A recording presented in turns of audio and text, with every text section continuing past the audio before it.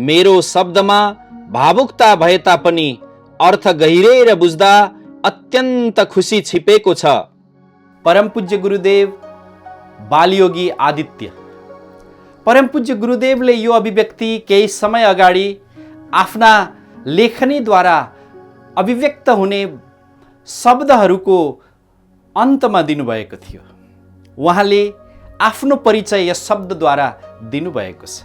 एक लेखक, एक द्रष्टा, एक स्रष्टा, एक ज्ञाता, एक सर्वज्ञ व्यक्तित्वको रूपमा पूज्य बाल गुरु आदित्य देव विभिन्न प्रकारले आफ्ना ज्ञानहरू प्रकट गर्दै आउनु भएको छ र उहाँले स्पष्ट भन्नुभएको छ, मेरो शब्दमा प्राय भावुकता हुन्छ, मेरो शब्दमा कहिले भक्तिको लेप हुन्छ, मेरो शब्दमा कहिले ज्ञानको लेप हुन्छ, मेरो शब्दमा कहिले रहस्यहरूको लेप हुन्छ, मेरो शब्दमा कहिले दर्शन, अध्यात्म र धार्मिक लेपहरू हुन्छन्। सबैलाई समेट्ने, सबैमा प्राण भर्ने रसायन भनेको भाव नै हो, भावना शक्ति हो। भावना शक्ति जनसामान्य, जनबोलीमा भन्नुपर्दा भावुकता हो। भावुकताले नै तपाईँ हामीलाई जोडेको छ। परम पूज्य बालयोगी आदित्य देव हामीलाई स्मरण गराउँदै हुनुहुन्छ, मेरा शब्दहरू प्राय भावुकताले भरिएका हुन्छन्। तर गहिरिएर बुझ्ने हो भने त्यहाँ भावुकता मात्रै हुँदैन, त्यहाँ हाम्रो मनलाई, हाम्रो चेतनालाई, हाम्रो अन्तस्करणलाई प्रसन्न बनाउने, खुसी बनाउने तत्त्वहरू लुकेका हुन्छन्। यसर्थ उहाँ अपिल गर्दै हुनुहुन्छ, म जे लेखनी यहाँहरूलाई दिन्छु, म जुन ज्ञान यहाँहरूलाई बाँड्छु, मेरा कलमले जुन गुरुवाणी, दिव्यवाणी, अमृतवाणी, महावाणीहरू रचना गर्छन्, तिनीहरूको मूलमा के छ? हरेक शब्दले म पाठक, श्रोता र मेरा भक्त अनुयायी जिज्ञासुहरूमा खुसी भर्ने रसायन मिसाएर पठाउँछु। परम पूज्य गुरुदेव यही हामीलाई स्मरण गराउँदै हुनुहुन्छ। हो, उहाँका शब्दहरू कुँदिएका, खारिएका, भरिला, झरिला त हुन्छन् नै, तर भावनाशीलता, भावशक्ति र भावुकता पनि भरिएको हुन्छ। त्यसो त भावना नै भक्ति हो, भावना नै श्रद्धा हो, भावना नै निष्ठा हो र तपाईँ हाम्रो जीवन नै भाव समुच्चय हो। हामी बारम्बार चर्चा गर्दै आइरहेका छौँ कि यादृशी भावना यस्य सिद्धिर्भवति तादृशी, अर्थात् जस्तो भाव हुन्छ जीवनमा प्राप्ति र उपलब्धि त्यस्तै हुन्छ। आखिर तपाईँ हाम्रो साइनो, तपाईँ हाम्रो नाता, तपाईँ हाम्रो परिवार पनि भाव नै त हो त। जन्म दिने आमालाई तपाईँ हामीले कुनै कागजमा प्रमाणित गरिरहँदैनौँ र आमाले जन्माउँदै गर्दा म फलानु मेरो आमाबाटै जन्मिएको हुँ भन्ने प्रमाण, साक्षात् प्रमाण पनि हाम्रो हातमा हुँदैन। केवल हामीलाई भावनाले जोडेको हुन्छ, केवल हामीलाई भावनात्मकताले जोडेको हुन्छ। गुरु शिष्यको सम्बन्ध प्रश्नोत्तरको सम्बन्ध मात्रै होइन, यो भावनाशीलताको सम्बन्ध हो, मानवताको सम्बन्ध, वास्तविक भावनाको सम्बन्ध हो। जहाँ अहिंसा हुन्छ त्यहाँ भावना मौलाएर आउँछ, जहाँ प्रेम हुन्छ त्यहाँ भावना मौलाएर आउँछ। परम पूज्य गुरुदेव यस्तै भाव प्रकट गर्दै हुनुहुन्छ प्रस्तुत गुरुवाणीका माध्यमबाट कि मेरो लेखनीमा, मेरो कलममा, मेरो रचनामा, मेरो शब्दमा भावुकता भरिए तापनि त्यसको उद्देश्य, त्यसको प्रयोजन भनेको तपाईँलाई, पाठकलाई, दर्शकलाई, जिज्ञासुलाई, अध्ययनकर्ता, साधकलाई खुसी बनाउनु हो। त हामी परम पूज्य गुरुदेवका हरेक शब्दमा खुसीको लेप, खुसीको रसायन, खुसीको जलप भेट्दछौँ। तपाईँ हामी जुनसुकै गुरुवाणी उठाएर हेऱ्यौँ, त्यो पढ्नासाथ आत्मा प्रसन्न भएर आउँछ, मन पुलकित, आह्लादित भएर आउँछ, अन्तकरण प्रफुल्लित भएर आउँछ, भित्र दियो बले झैँ, प्रकाशित भए झैँ, कता कता सूर्योदय भएको महसुस भएर आउँछ। त्यो भावना शक्तियुक्त ज्ञानकै कारणले हो। यस्तै आफ्नो लेखनीलाई परिचय गराउँदै परम पूज्य गुरुदेव भन्नुहुन्छ, मेरो प्राण रक्षक त्यो अमूल्य प्रेम रूपी अमृत रसयुक्त कुण्डको तिमीद्वारा अवमूल्यन हुन गए म भित्रको सम्पूर्ण ज्ञानको कुण्ड सुक्नेछ र यो आदि रित्तिनेछ। परम पूज्य बालयोगी गुरुदेवले आफ्ना शब्दहरूलाई आफ्नो प्राण रक्षक मान्नु भएको छ। आफ्नो ज्ञानलाई, आफूले दिएका, आफूले अनुभूति गरेका, आफूले साक्षात्कार गरेका ज्ञान सूत्रहरूलाई प्राण रक्षक संज्ञा दिनुहुन्छ र त्यो प्राण रक्षक अमूल्य प्रेम रूपी अमृत रसयुक्त त्यो ज्ञानको भण्डार, ज्ञानको कुण्ड म दिन्छु, म बाँड्छु, म लुटाउँछु, म यहाँहरूलाई अनवरत दिइरहेको छु। अनि त्यो ज्ञान कुण्डको तिमीद्वारा अवमूल्यन भयो भने म जुन भावले, जुन प्रेमले, जुन श्रद्धाले, जुन अपेक्षाले ज्ञानको कुण्ड, ज्ञानको अमृत, ज्ञानको रस यहाँहरूलाई दिन्छु, अनि यहाँले चाहिँ अवमूल्यन गरिदिनु भयो भने, त्यसको अवमानना गरिदिनु भयो भने, त्यसको अनुपालन गरिदिनु भएन भने, त्यसको श्रवण गरिदिनु भएन भने, त्यसको तिरस्कार गरिदिनु भयो भने, यानि त्यसलाई मूल्यहीन बनाइदिनु भयो भने, उहाँ सावधान गराउँदै हुनुहुन्छ पूज्य बालयोगी आदित्यदेव कि म भित्रको ज्ञान कुण्ड सुकेर जानेछ। म भित्र प्रस्फुटित भएको जुन ज्ञान सरोवर छ, ज्ञानको गोसाई कुण्ड छ, त्यो ज्ञान निरन्तर अनवरत बाहिर बग्न चाहन्छ। नारायणी नदी बनेर, कोशी नदी बनेर, बागमती नदी बनेर, ब्रह्मपुत्र र गङ्गा बनेर र तिम्रो प्यास मेटाउन चाहन्छ। म भित्रको ज्ञानको मानसरोवर यदि सुक्यो भने त्यो ज्ञान त्यसै चाहिँ प्रसुप्त भएर जान्छ, निर्जीव तुल्य भएर जान्छ। त्यसकारण मेरो ज्ञानलाई अवमूल्यन गरेनौ भने म भित्रको ज्ञानधारा झन् धेरै मौलाएर बढेर झन् धेरै ऊर्ध्वगामी भएर आउँछ। त्यसकारण मलाई रित्तिन नदेऊ, म भित्रको ज्ञान लुटेर ल्याऊ, मलाई रित्तो बनाउने कला तिमीमा हुनुपर्छ। तिमी शिष्यमा, जिज्ञासुमा, पाठकमा, श्रोतामा भनेर हामीलाई अपिल आह्वान गर्दै हुनुहुन्छ। उहाँ परम पूज्य गुरुदेवले एक प्रसङ्गमा आफ्ना शब्दहरूको स्वभावका बारेमा, आफ्नो लेखनीको विशेषताका बारेमा हामीलाई यसरी बताउनु भयो। तिमी त श्वेत पुष्प हौ, हर पल घोच्ने त्यो काँडा म हुँ। आदरणीय दर्शकवृन्द, दुई वाक्यको यो रचना साह्रै नै मर्मस्पर्शी छ। तपाईँ हामी सबै आफूलाई पुष्प बनाउन चाहन्छौँ, अर्थात् अरूको आँखामा श्वेत पुष्प सुकोमल हुन चाहन्छौँ, अरूको प्रशंसाको पात्र बन्न चाहन्छौँ। पूज्य गुरुदेव भन्दै हुनुहुन्छ, म त सधैँ शब्दद्वारा, परिवर्तन हुने आह्वानद्वारा ज्ञान साधनामा लाग भनेर उत्प्रेरित गर्छु, अनि म त त्यो घोच्ने काँडा जस्तो हो। त्यो फुललाई, त्यो पुष्पलाई, गुलाबको वृक्षमा फुलिरहेको पुष्पलाई रक्षा, सुरक्षा र सौन्दर्य दिने काम काँडाको हुन्छ। तपाईँ हाम्रो मनुष्य जीवनलाई सौन्दर्यमय बनाउने काम सद्गुरुहरूको, सत्पुरुषहरूको, अध्यात्मवेत्ताहरूको दायित्व, कर्तव्य हुन्छ। पूज्य गुरुदेव यही भावलाई अभिव्यक्त गर्दै हुनुहुन्छ। मेरा शब्दहरू त तिम्रा लागि काँडा लाग्न सक्छन्, किनभने म तिम्रो स्वाभाविक रुचिभन्दा, सांसारिक रुचिभन्दा पर गएर आध्यात्मिक रुचिमा तिमीलाई डुबाउन चाहन्छु।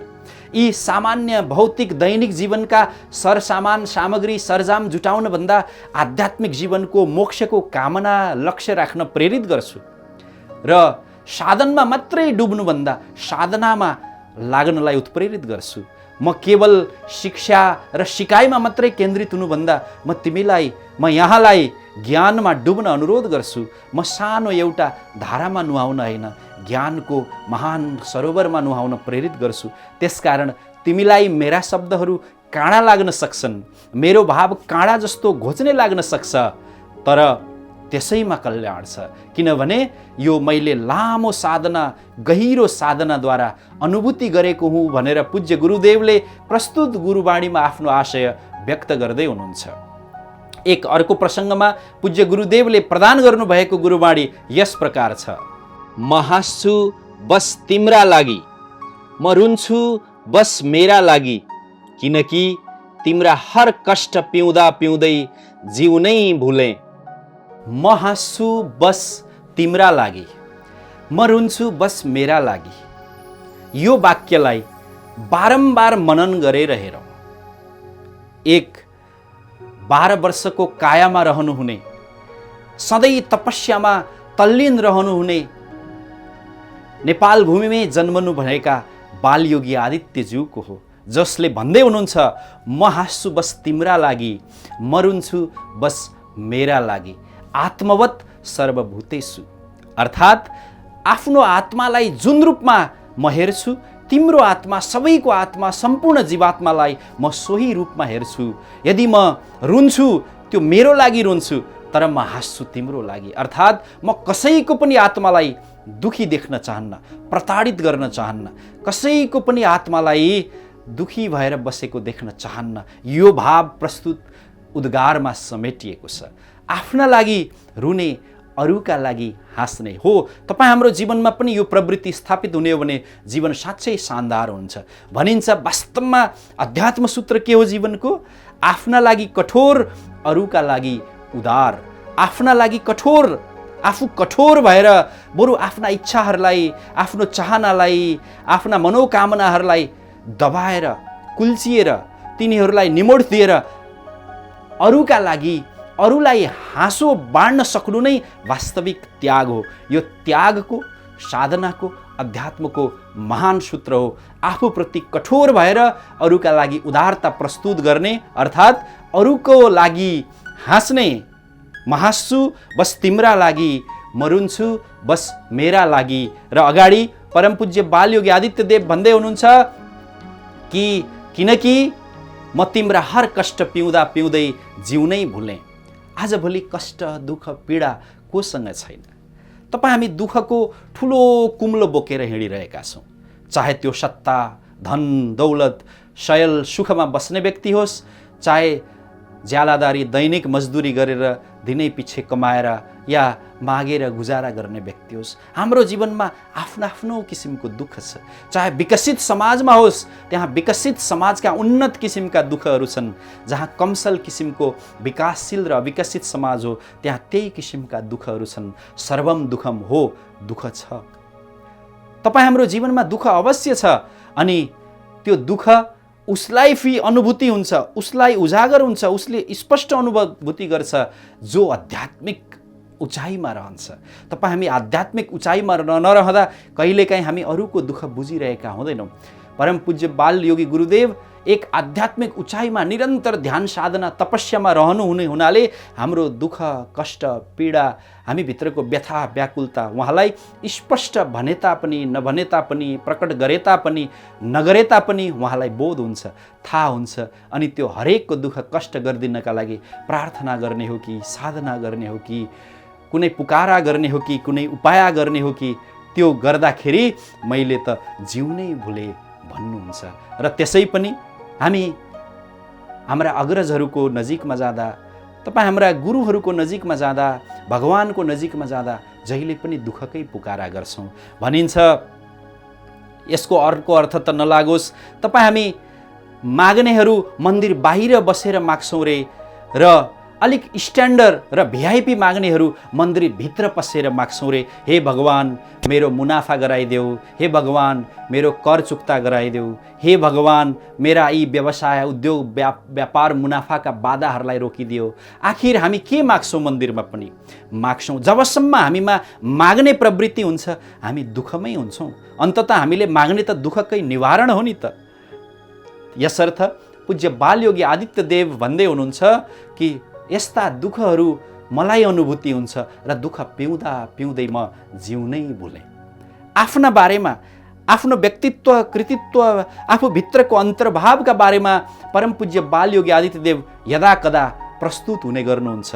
एक क्रममा उहाँले लेख्नुभयो, मलाई यो भिडमा नराख, बन्द कोठामा अन्धकार भित्रको त्यो सूक्ष्म ज्योति निहाल्न देऊ, जीवनमा लागेका ग्रहण हटाउनु छ।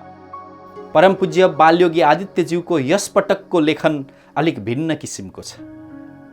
उहाँ आशय प्रकट गर्नुहुन्छ कि मलाई भिडमा नलैजाऊ, भिडमा नराख, किनभने मलाई बाहिरी आँखाले हेर्दा सबैले चिन्दैनन्, मलाई भित्री आँखाले हेर्नुपर्छ र मेरो शरीर हेर्दा मेरो परिचय पूर्ण प्राप्त हुँदैन, अनुभूतिमा उत्रिनुपर्छ।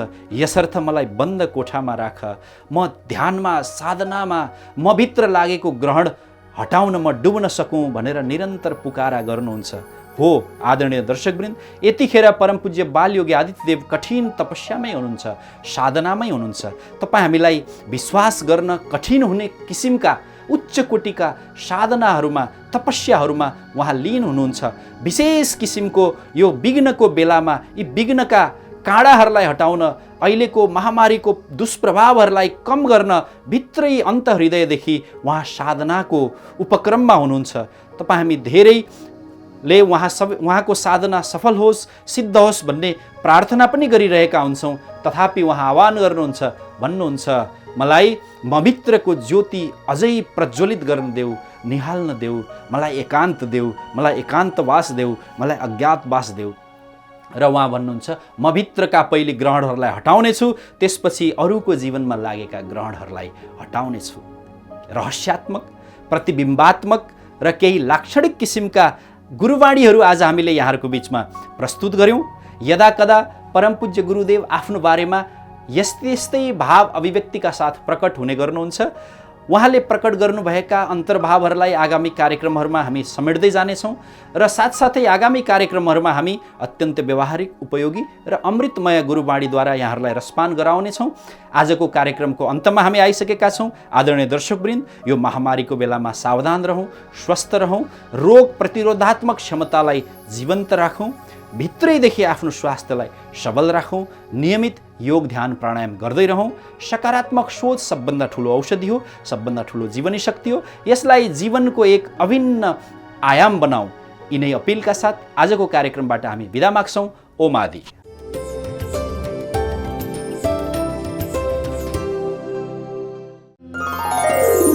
आदि पुरुष आदि तस्य देवमृत्युजं मोक्ष इष्यति परमेण समाधिना नरः संगं त्यक्त्वा भक्त्या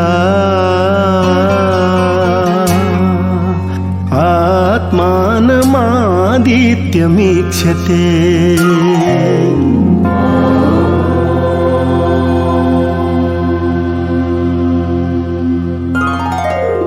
आदिपुरुष आदि तस्य देवमृत्युजं मोक्ष इष्यति परमेण समाधिना नरः संगं त्यक्त्वा भक्त्या आत्मानमादित्यमीक्षते।